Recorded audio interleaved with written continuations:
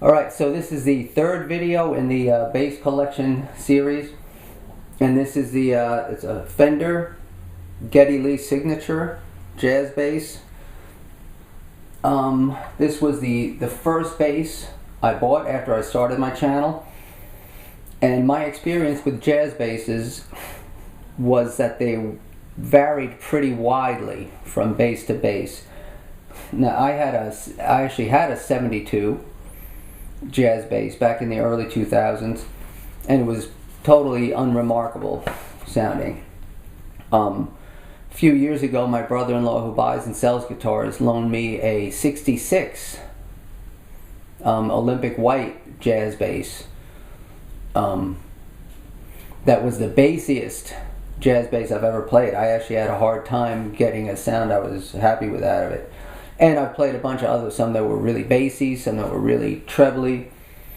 Now these basses, I'd seen and heard, a lot of them on YouTube or people playing them live, and I'd played a couple myself at music stores, and I was always impressed at how similar and consistent sounding they were from bass to bass.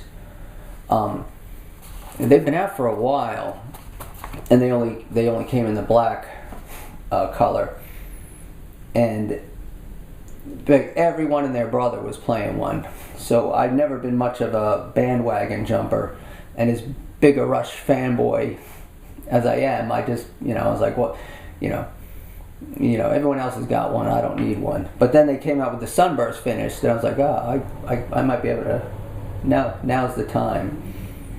So this, I did have a black one. I'll talk about that later. That was crafted in Japan. This one is made in Japan. I don't know what the difference is between crafted and made, but I don't know. I think they're making them in Mexico now, and I've played a Mexican one in the store, and it sounded fine, played fine. Maybe I shouldn't say I have played I went out to get an American one when they first came out, and just didn't like it at all. The neck profile was just very wide. I think it was based more on the custom shop model, the different profile neck. I didn't really that bass didn't agree with me, but that's just me.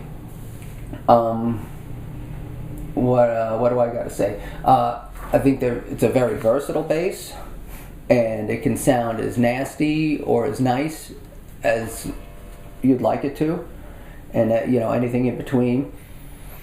What I liked about it, I use this bass on a ton of covers, many more covers than my Rickenbacker or the Music Man, and it just to me it sounded good from style to style, from song to song. It just always worked, especially when compared with the Rickenbacker, where I'd be sitting down playing, I'd be like, wow, the bass sounds really good on this song, and then go to the next song, it's like, oh Jesus, just doesn't work. This song, this bass just seemed to work with everything. I just wanted to mention when Geddy Lee sat in for Chris Squire at the Rock and Roll Hall of Fame induction for Yes, I was certain that he was going to play a Rickenbacker, and was so disappointed when he didn't. I thought it would have been great to see Geddy back on a Rickenbacker, and it would have been a great homage to Chris Squire to be playing one. When he explained why he didn't play the Rickenbacker, which he basically said his other bass just sounded better, he thought, I understood, but it still would have been cool if he played the Rick. I think these are a great value for the money. Back then, I think they were $700, maybe a little. Alto music was always less than whatever you'd find online or other stores. I think it was like $6.99 back when I got it. If I'm not mistaken, I think they're up to $11 now. Is that possible? They're good value. How did I wind up with that black Geddy Lee? I was selling some speaker cabinets that I foolishly bought. I put them on Craigslist, and a friend got hold of me and said, "Hey, I got a black Geddy Lee. You want to trade?" So we traded, and that was a great bass too.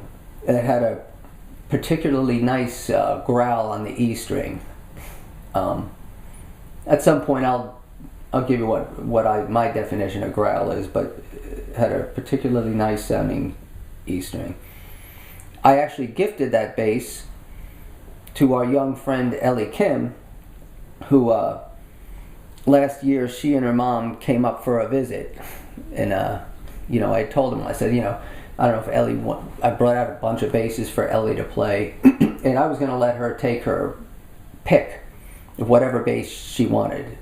There might have been one or two where I said, well, I might have steered her gently in a different direction, but when that time came, she got probably not bashful. She got polite, and she didn't want to pick one. So I made the decision for her, and since she and her mother were both big Rush fans, and that's kind of how we met, I thought that bass was the right choice.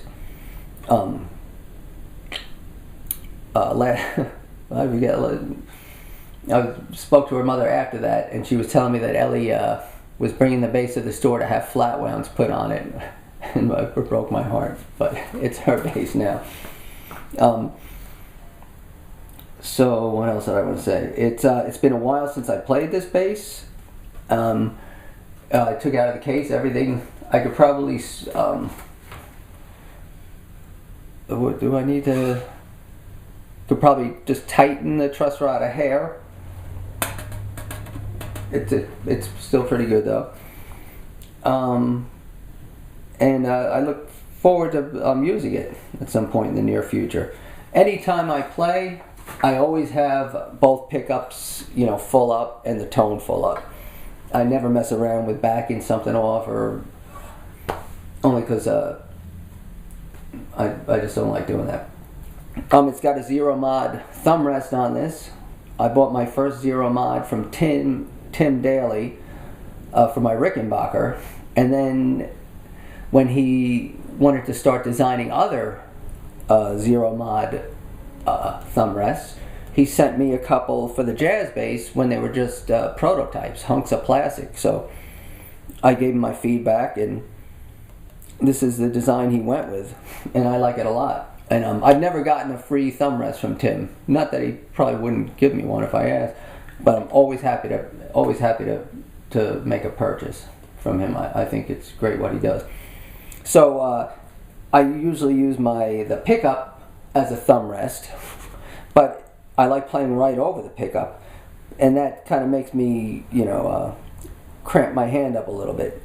I love this thumb rest because it's even, just almost perfectly even with the pickup. I can slide my thumb up and play right over the pickup and let my hand spread out a little bit.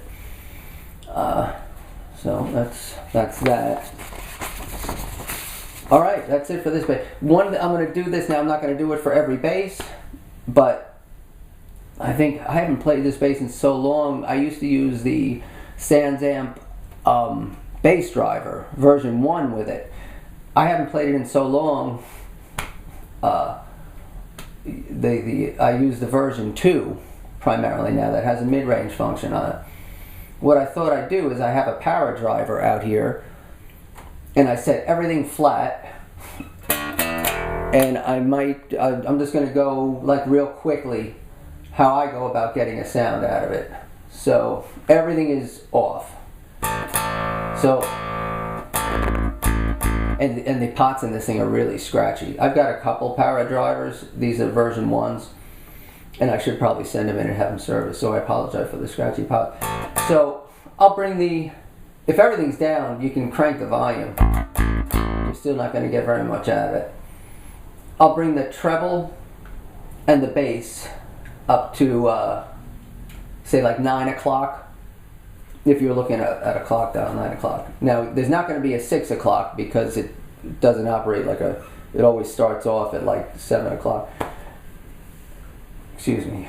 And I'll bring the drive up to a quarter, 9 o'clock too. Still not a lot. I'll bring the level up. Now, what I do with the power driver is I'm going to crank the mid-range level, and I'm going to sweep the mid-range.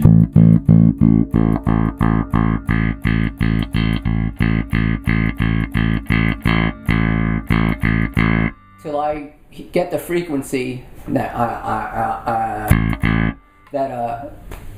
that I like to hear myself at, and where it's around right between 750 hertz and 3K hertz. So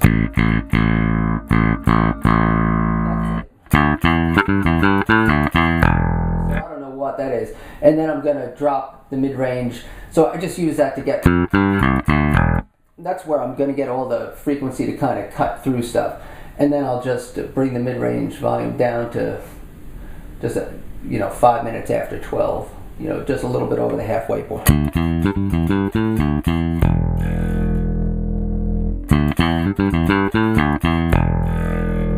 drop it back. Now, what I do with the drive is I'll just slowly turn it up. Sorry for the scratchy pot.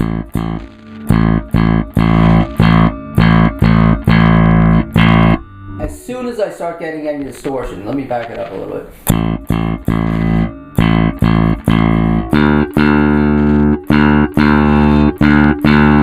Then I'm starting to get distortion, I'll back it off a little bit.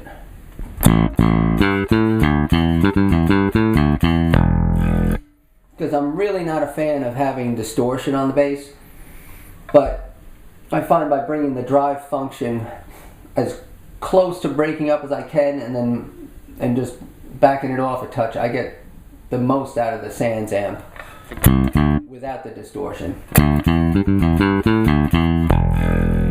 Now, I might be able to come up a little bit. I'm looking at the signal on my interface,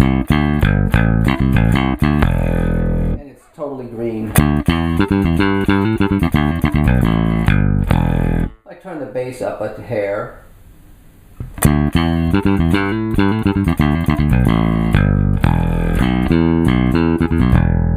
Now, when I'm doing my videos, I never use a lot of bass. Excuse me, sir.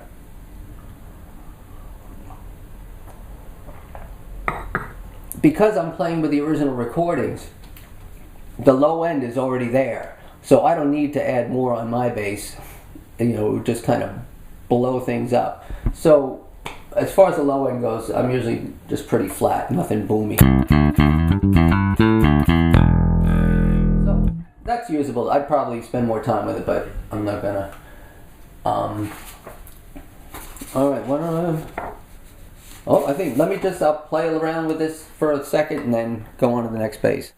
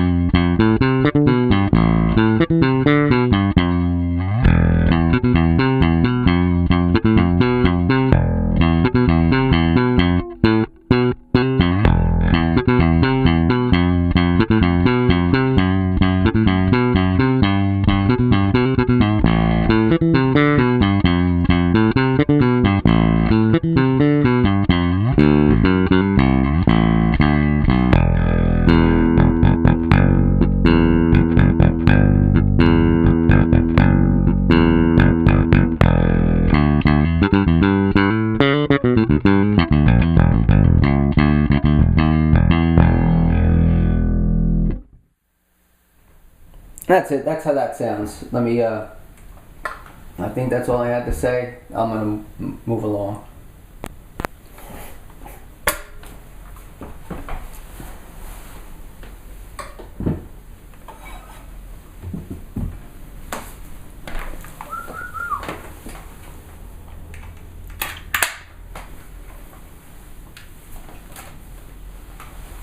Alright, I did a video just before this and something catastrophic happened, and I pray it doesn't happen again. This is what happened? Oh. This is a classic 70s Precision. I can't remember when they came out, probably in 2009 or something. They were out for a couple years. They started off being made in Japan, and then they, let me show you. And then they switched, they started making them in Mexico. This is a Mexican one. Initially they only came out in this white and sunburst. And they were it's basically a precision body with a jazz bass neck. It's basically a Geddy Lee jazz bass neck. I love, maple necks and black blocks. If I had to, if I had a beauty contest, if my basses had a beauty contest, this is my favorite looking bass of all the basses I have. Alright, what did I want to say? Back then I thought it was a good idea to get a Precision until I got one and realized that, sound just didn't agree with me. Again, it was the jazz bass neck that sold me on it. It played great. Didn't really sound like me when I played it. So I guess I should say, what have I not done to it? I haven't painted it. That's about it. Just a couple weeks after I got it, I went to the music store, had a bridge pickup put in. I changed the bridge out. There was no real good reason for doing that. I've on that Bruce Thomas bass back there, which I love. Just got a regular standard, simple Fender style, kind of, what do you call that? Threaded barrel style saddle, and it works great, just fine. But got a hip shot bridge on here. I still wasn't crazy about it after adding the jazz bass pickup. Then I got a matched set of DiMarzio pickups, which sound a little better, but I still wasn't happy with it. By that time I had gotten a Spectre bass and was like, wow, I really like the way the Spectre sound. Let me see if I can turn this into a Spectre. So I had Joe, my guy, put EMGs in it and a Russian Has clone. It's the Has preamp clone from a fellow named Baz Customs, B-A-Z Customs, and he's out of Russia, and it's makes a real nice circuit, and I have a couple of them. In this bass I have one in one of my Spectres. Had that put in. Joe didn't want to route the body for the battery compartment, so he actually kind of routed out underneath the pick guard and put this little trap door. You can't even see it. I don't know how he got that fit there. That's great. There's a little hatch so you can open up. I also had him, I also had him kind of route out a little access port for the truss rod. I may do the same thing on the jazz bass at some point. Because if you want to adjust the truss rod to do it, so you don't do it like a barbarian, you should really take the pick guard off. This kind of gives you easy access to it. So the preamp is somewhere in here. And what, did I say everything? It sounds, I was happier with it after the mods. I think the only missing ingredient is the reverse precision, the pickups. They're not reversed like a Spectre, and I think that really adds a lot to the Spectre sound. So I'm not going to mess with the setting. I'm just going to use the same EQ as I did with the jazz bass. It's not optimal, but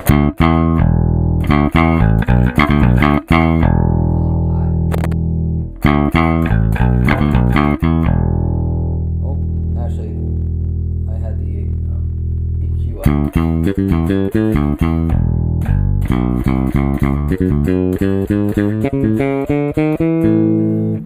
What I like about this Baz circuit is the EQs, highs and lows are set flat.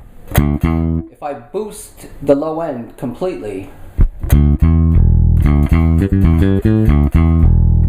it's just barely sending my signal into the red, and I still get a usable tone out of it. Same thing with the treble. If I crank that up,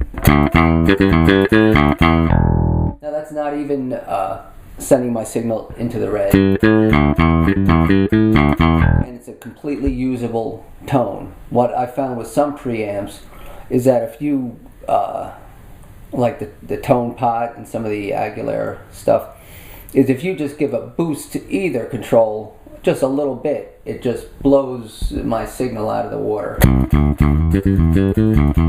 And the thing with the Has preamps is that the treble control is not so much treble as it is like a high-mid sound, and I like that. Usually what I do is on this and my Spectres, I'll just boost the low end just a notch above center, and go up a little more on the treble.